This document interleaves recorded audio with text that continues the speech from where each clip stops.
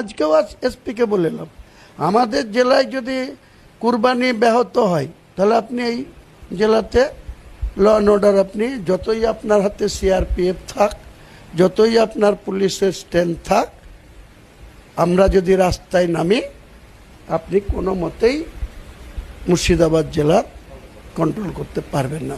আমাদেরকে যাতে সেটা বাধ্য করাবেন না। আমি মুখ্যমন্ত্রীকেও বলেছি, এসপিকেও আজকে বলে এসছি। 1456 বছর আগে থেকে এই ত্যাগ গোটা বিশ্বের মুসলমানরা করে। এখানে একটা সরকার পরিবর্তন হয়েছে বলে আমাদের সব কিছু বন্ধ করে দেবে, এত হিম্মত? গরু ছাগলের ডেট অফ বার্থ সার্টিফিকেট দেন তো, কে ইস্যু করবে? হিন্দুরাই তো আজকে বলছে এসব ঠিক না। আজকে কুরবানি নিয়ে এত মানুষ বিভ্রান্ত হচ্ছে, কোনো তৃণমূলের মুসলিম এমএলএদের মুখে কোনো কথা আছে?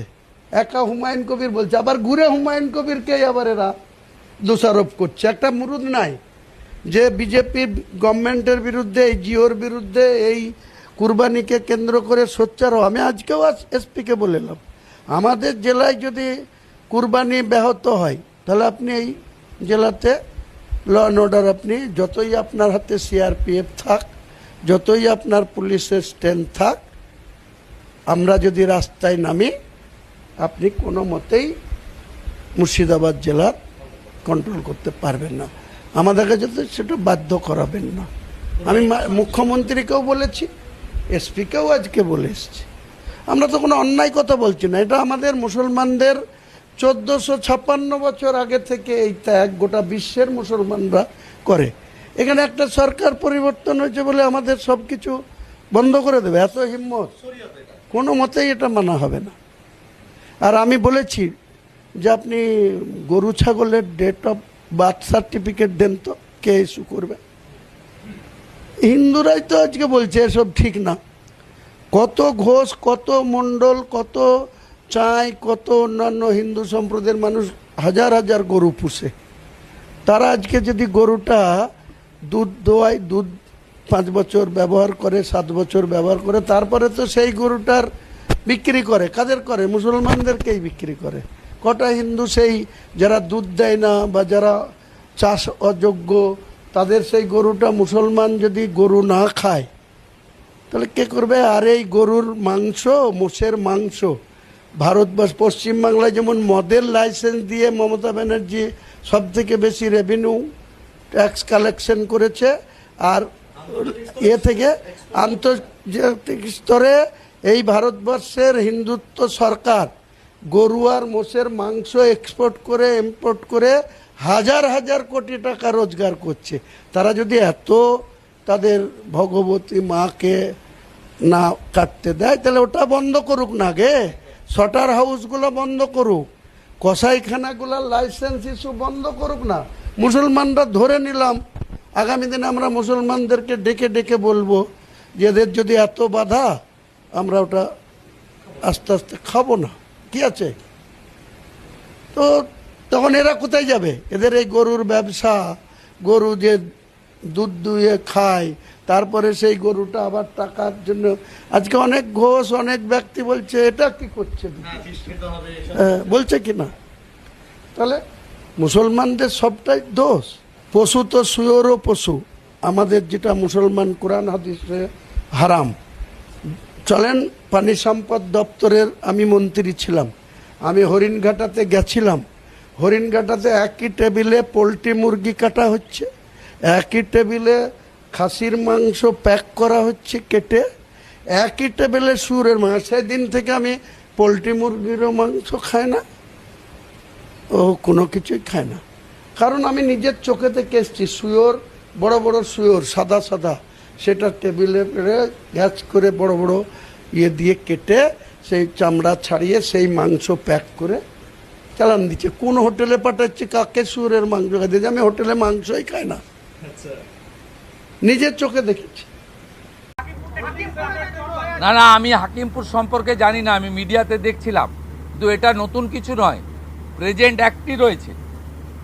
এবং আমরা বলে দিয়েছি যে বাংলাদেশের অবৈধ অনুপ্রবেশকারী তাদেরকে কোর্টে পাঠানোর কোনো দরকার নেই, আইনে নেই। সরাসরি পুলিশ নেবে এবং বিএসএফের হাতে হ্যান্ডওভার করবে। বিএসএফ এর যা ভারত সরকার বাংলাদেশ সরকারের সঙ্গে আছে এগ্রিমেন্ট, ওতে বাংলাদেশি প্রুফ করে হ্যান্ডওভার করে দেবে। আমাদের জেলে 3 মাস 6 মাস 2 বছর রেখে আপনার চাল, আপনার ডাল, আপনার তেল, আপনার মাছ, আপনার ডিম, আপনার কাপড়, আপনার মেডিসিন ওদেরকে দেব কেন? এটা তো ভারতীয়দেরই ক্ষতি হচ্ছে, আমাদের রাজ্যেরই ক্ষতি হচ্ছে। সেই জন্য আইনটা এতদিন ছিল, ভোট ব্যাংকের স্বার্থে কেউ বা কারা ব্যবহার করেনি। আমরা ভোট ব্যাংকের বাইরে গিয়ে দেশের স্বার্থে, রাজ্যের স্বার্থে এই আইন কার্যকর করছি।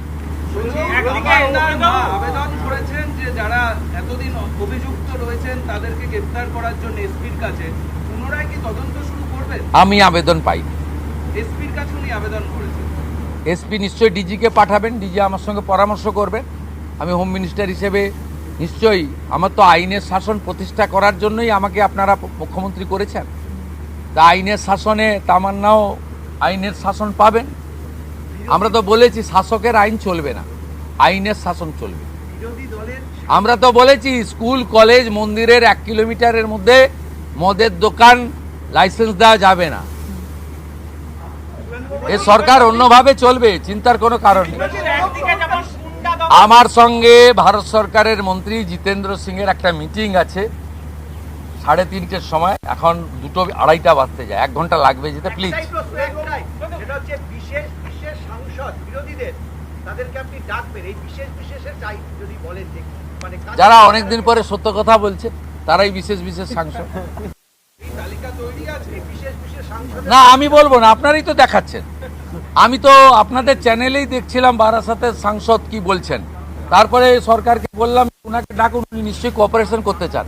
তিনি আজকে বক্তৃতা করলেন, কোঅপারেশন করলেন, যাওয়ার সময় হ্যান্ডশেক করলেন, বলে এই প্রথমবার একটা ভালো মিটিং হলো।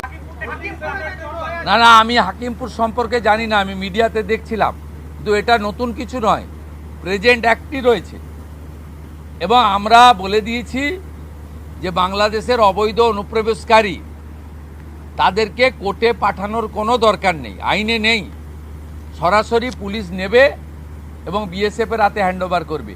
বিএসএফ এর যা ভারত সরকার বাংলাদেশ সরকারের সঙ্গে আছে এগ্রিমেন্ট, ওতে বাংলাদেশি প্রুফ করে হ্যান্ডওভার করে দেবে।